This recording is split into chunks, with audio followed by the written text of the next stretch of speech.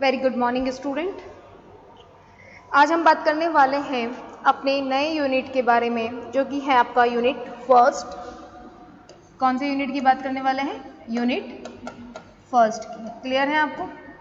तो देखिए, unit first में हम पूरी डिटेल से पढ़ने वाले हैं कि मनी क्या होती है, मनी के क्या कंपोनेंट होते हैं, definition of money, importance of money, function of money और मनी सप्लाई। ठीक है, जितना भी मनी के बारे में क्वेश्चंस बनते हैं वो सारा हम डिस्कस करने वाले हैं। क्लियर? तो सबसे पहले जो आज हम डिस्कस करेंगे वो सबसे पहला आप जानते हैं कि डेफिनेशन ऑफ मनी क्या होती है, बहुत ही इंपॉर्टेंट है। उससे पहले हम बात करते हैं कि मीनिंग क्या है डेफिनेशन का। ठीक है, देखिए सबसे पहला मुद्रा जो है यानी मनी है वो अंग्रेजी भाषा के किससे ले रखा है? मनी से। किससे ले रखा है? इंग्लिश वर्ड मनी का आप कह सकते हैं, अंग्रेजी वर्ड जो मनी है उसका एक हिंदी वर्ड होता है मुद्रा। ठीक है, मनी शब्द की उत्पत्ति किससे हुई है? मनी शब्द की उत्पत्ति लैटिन भाषा के मोनेटा शब्द से हुई है। किससे हुई है? मोनेटा से। किससे हुई है? मोनेटा शब्द से हुई है, ये आपको ध्यान रखना है। जो रोम की देवी जूनो का प्रारंभिक नाम था। ध्यान रखिएगा, ये जो क्वेश्चन है ना ये आपके एमसीक्यू में पूछे जाते हैं। थ्योरी में आप इस तरह का मीनिंग लिखें वो आपकी चॉइस पे डिपेंड करेगा, लेकिन एमसीक्यू जो बनेगा वो यहीं से बनने वाला है। तो रोम की देवी जूनो का प्रारंभिक नाम था। देवी जूनो को स्वर्ग की रानी भी माना जाता था। ठीक है, मुद्रा को भी स्वर्ण सुख प्रदान करने का प्रतीक माना गया। इन्होंने कहा कि रोम की जो आप कह सकते हैं रोम की जो देवी थी जूनो, वो एक आप जानते हैं कि जो देवी होती है वो हर हमारी इच्छा पूरी करती है। ठीक है, हमें सारे के सारे सुख देती है, हैप्पीनेस प्रोवाइड करती है। तो ये देखिए मुद्रा को स्वर्ग आपके पूरा सुख देने वाले का प्रतीक माना गया है। दूसरी विचारधारा के अनुसार मुद्रा शब्द की उत्पत्ति लैटिन भाषा के, ध्यान रखिएगा, किससे हुई है? प्रक्यूलर शब्द से मानी गई है। यानी कि मुद्रा का दूसरी विचारधारा क्या बता रही है कि मुद्रा शब्द की उत्पत्ति किससे मानी गई है? लैटिन भाषा का एक प्रक्यूलर शब्द से मानी गई है। ठीक है,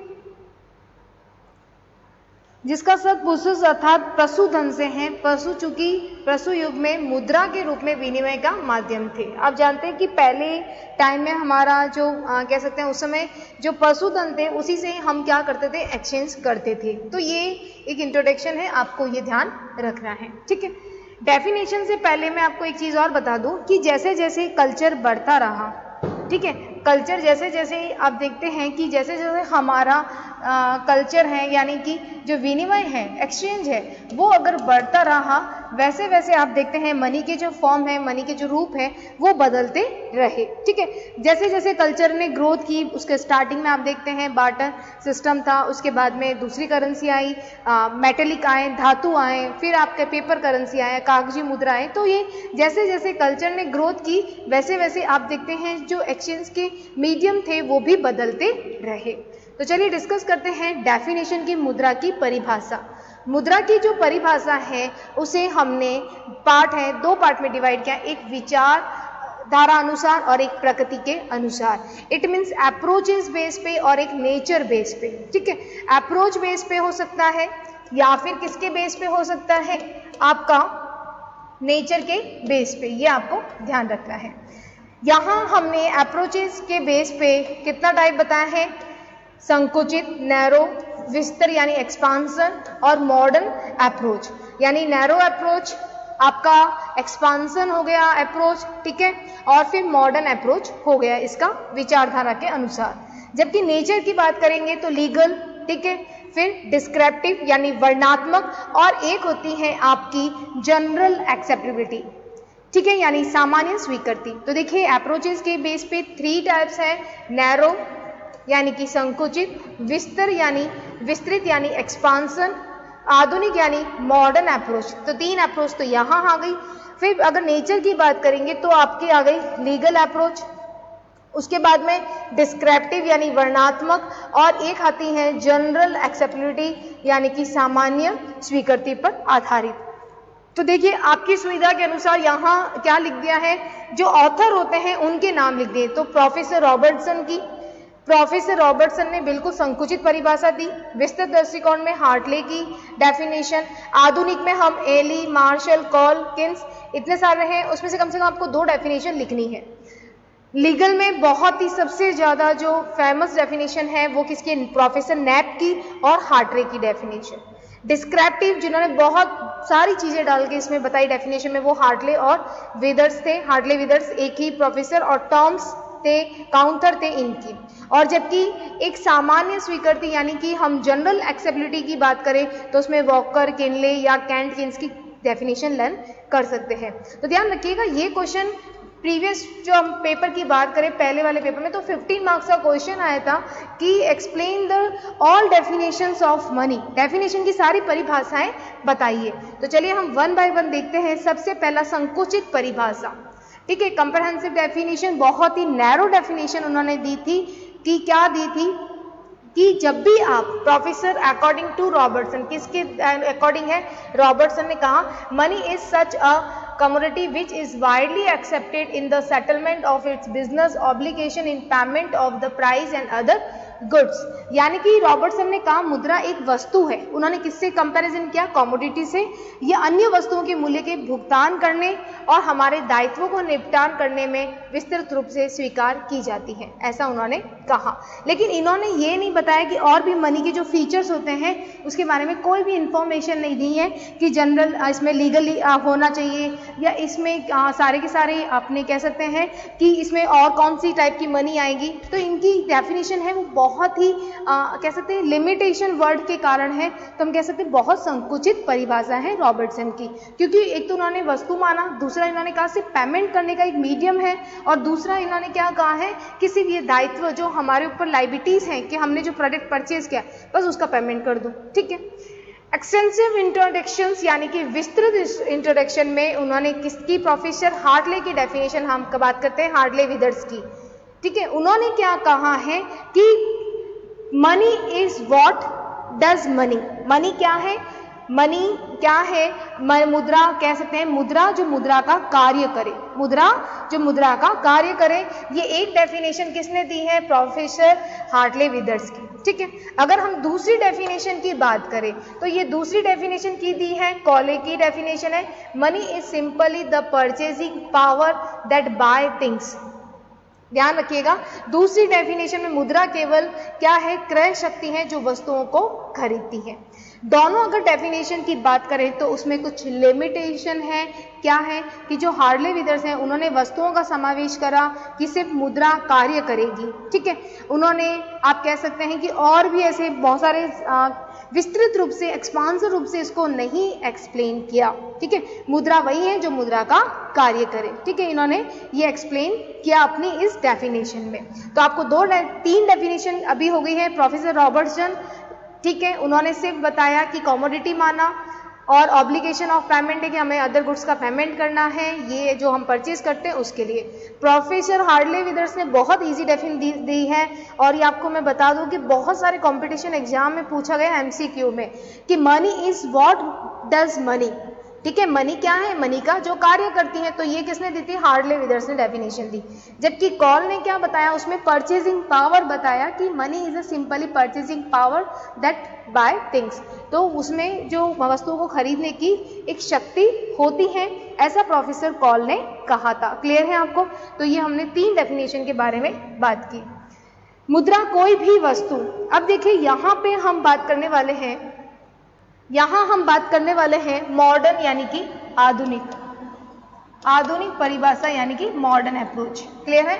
यानी आपको पता है ना कि मैंने आपको बताया था कि अप्रोच बेस पे 3 तरह की डेफिनेशन लर्न करनी है, नैरो, उसके बाद में आपका हो गया एक्सपांसन, ठीक है, और तीसरा आ जाएगा मॉडर्न। क्लियर है। मॉडर्न में देखिए मुद्रा कोई भी वस्तु जो विनिमय के माध्यम के रूप में स्वतंत्रता पूर्वक हस्तांतरित होती है या फिर अंतिम भुगतान के लिए ग्रहण की जाती है। प्रोफेसर एली ने कहा money is any commodity that freely transfer as a medium of exchange and taken into account in the final payment. यानी कि आप बहुत फ्री है, उसको ट्रांसफर करने के लिए आराम से पैसा ट्रांसफर हो सकता है और आप फाइनली पेमेंट के लिए भी वो एक्सेप्टेबल है, ऐसा प्रोफेसर एली ने कहा। तो ध्यान रखिएगा, जब भी कोई डेफिनेशन लर्न करनी होती है तो उसके कीवर्ड को याद रखिएगा। सबसे मेन क्या है, स्वतंत्रतापूर्वक हस्तांतरित होती है और अंतिम भुगतान के रूप में ग्रहण की जाती है। ठीक है, तो एली के दो वर्ड है, स्वतंत्रतापूर्वक फ्रीली ट्रांसफर और दूसरा फाइनल पेमेंट। ठीक है, नेक्स्ट डेफिनेशन प्रोफेसर मार्शल की है।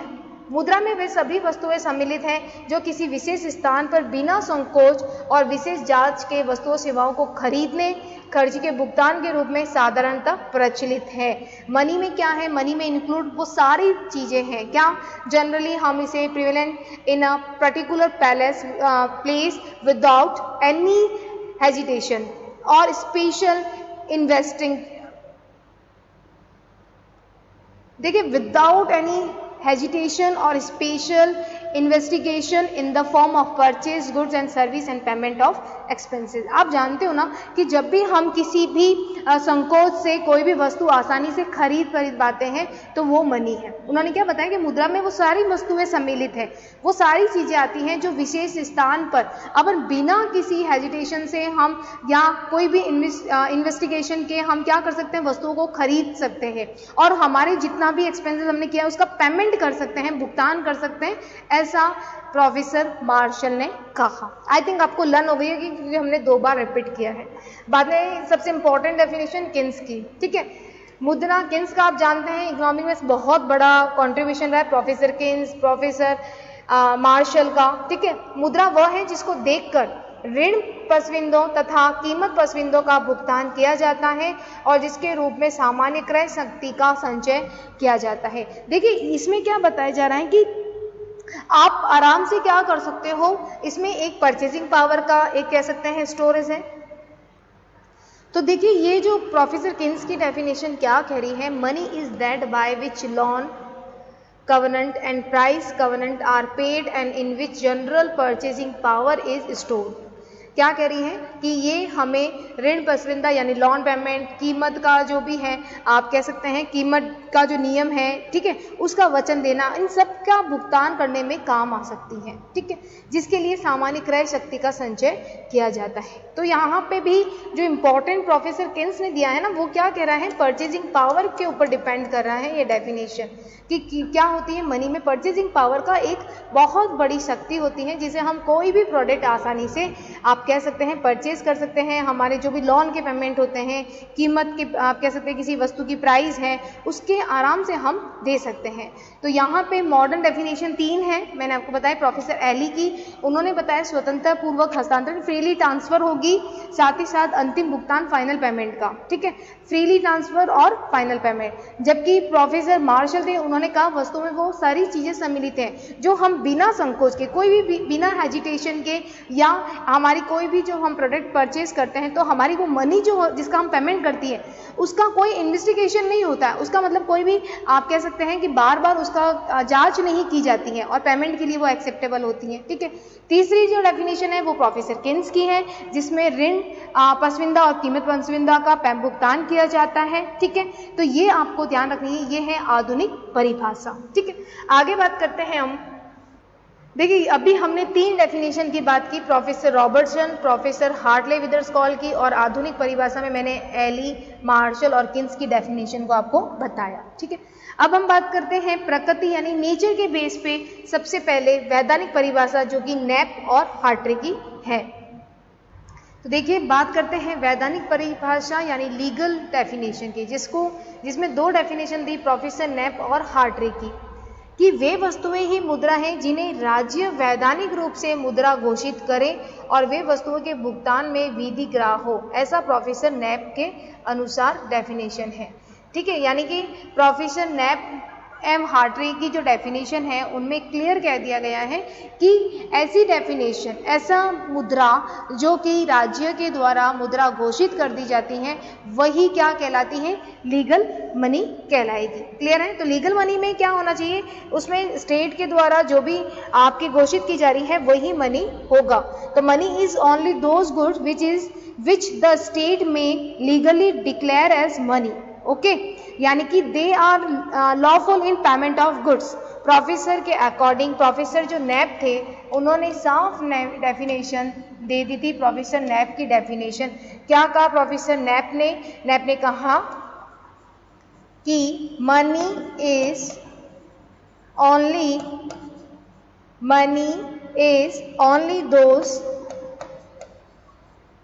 only those goods which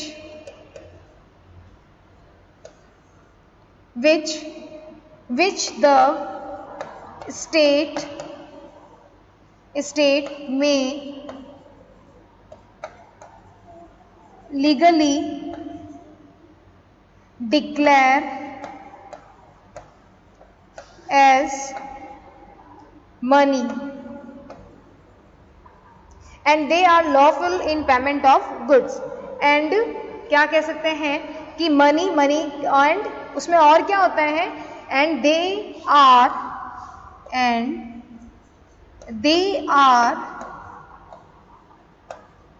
are lawful, पूरा का पूरा राज्य के द्वारा होना चाहिए, इन पेमेंट ऑफ गुड्स। देखिए ध्यान रखिएगा कि मनी क्या है, कि प्रोफेसर नैप की डेफिनेशन बिल्कुल आपको लर्न होनी चाहिए कि उन्होंने कहा राज्य के द्वारा जो मुद्रा घोषित होगी वही मुद्रा है। बिल्कुल सही है। आप जानते हैं कि हमारे 500 की नोट, 1000 के नोट को एक बार बंद कर दिया है 2016 के, आप कह सकते हैं विमुद्रीकरण में। ठीक है, क्या आज हम जो पुराने 500 का और 1000 का रुपीस मार्केट में लेके जाएं और उसे हम कुछ प्रोडक्ट परचेज करना चाहें तो नहीं हो पाएगा। क्यों? क्योंकि अभी हमारी सरकार ने उसको लीगल मनी नहीं कहा है। ठीक है, तो ये समझ में आ गया आपको कि मनी क्या, वो प्रोफेसर नैप के अकॉर्डिंग उन्होंने कहा कि भाई जो राज्य के द्वारा मुद्रा घोषित की जाएगी उसी को ही हम क्या माना जाएगा? मुद्रा माना जाएगा। ठीक है, और दूसरी डेफिनेशन में प्रोफेसर हार्टे ने क्या बताया? एक तो ये हिसाब की इकाई है, अकाउंट यूनिट होगी, दूसरी विधिग्राह है, यानी कि एक तो अकाउंट का होना चाहिए और दूसरा क्या होना चाहिए? विधिग्राह, यानी लीगलिटी होनी जरूरी है।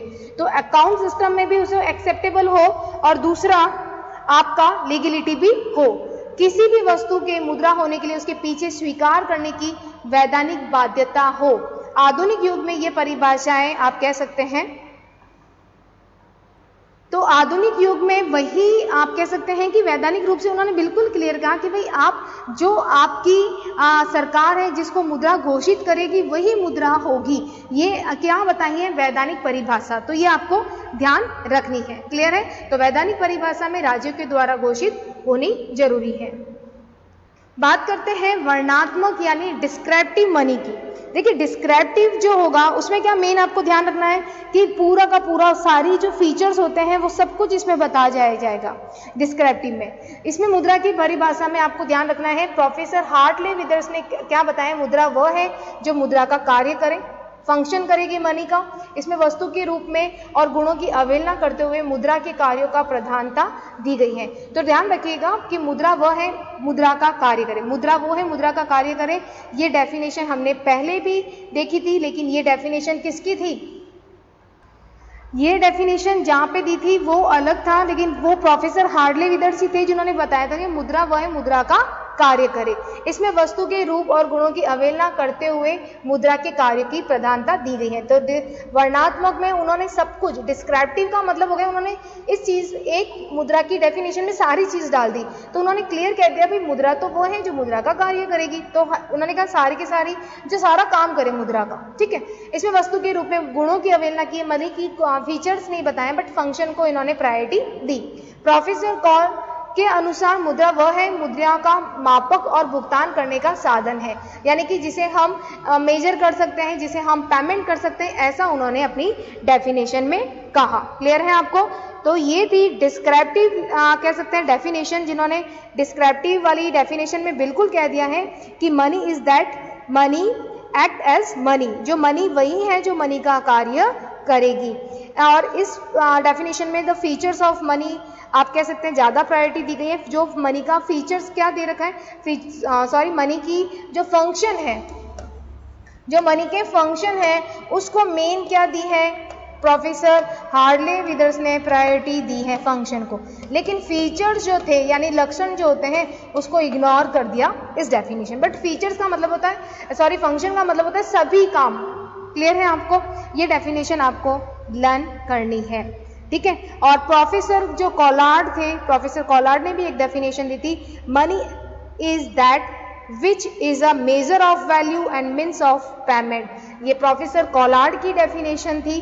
क्या कहा प्रोफेसर कॉलार्ड ने? ध्यान रखिएगा, प्रोफेसर कॉलार्ड ने डेफिनेशन जो दी हमें वो क्या दी है कि भाई मनी है,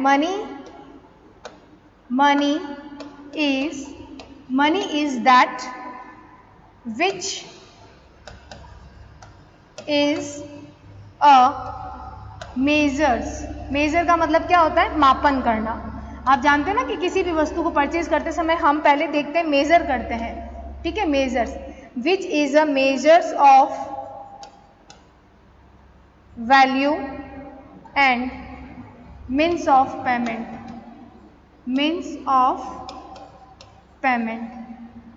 क्लियर है आपको?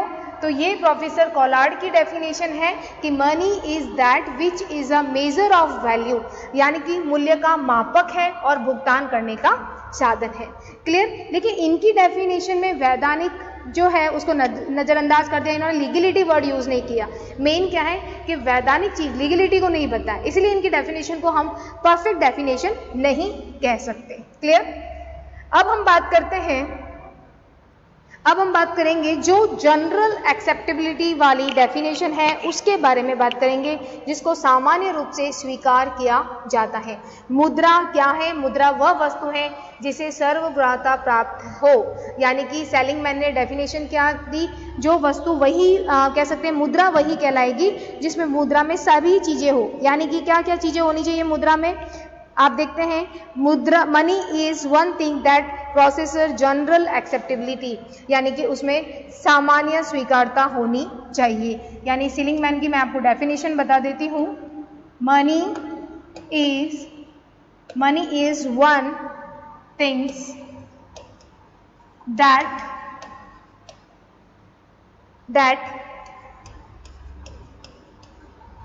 that processes जनरल एक्सेप्टेबिलिटी,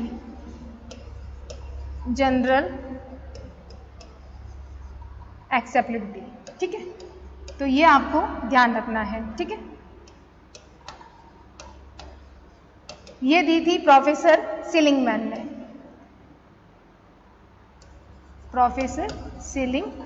ने, ठीक है। दूसरी डेफिनेशन है प्रोफेसर काउंथर की। उन्होंने क्या कहा कि कोई भी वस्तु जो विनिमय के साधन के रूप में सामान्य स्वीकार की जाती है और उसी समय मूल्य मापक और मूल्य संचयन का कार्य भी करती है, मुद्रा कहलाती है प्रोफेसर काउंथर के अकॉर्डिंग। यानी प्रोफेसर काउंथर ने क्या किया कि anything that is generally acceptable as a money of exchange and at the same time as measures as a store of value। यानी कि क्या हो गया है? anything that is generally acceptable, यानी जिसे सामान्य रूप से स्वीकार किया जाता है। मीन्स ऑफ एक्सचेंज, यानी कि हम जब भी कुछ चीज़ खरीदेंगे तो उसके बदले में एक्सचेंज करने में हम उसको कोई भी, जब हम किसी को पेमेंट करेंगे तो वो स्वीकार कर लेगा, ठीक है, एक्सेप्ट कर लेगा। At the same time as a measure, हम किसी भी प्रोडक्ट का मेजर लगा सकते हैं, उसको मापन कर सकते हैं। और सबसे मेन ध्यान रखिएगा, वैल्यू ऑफ स्टोर, मनी को हम स्टोर करके रख सकते हैं, ये चीज़ इंपॉर्टेंट है।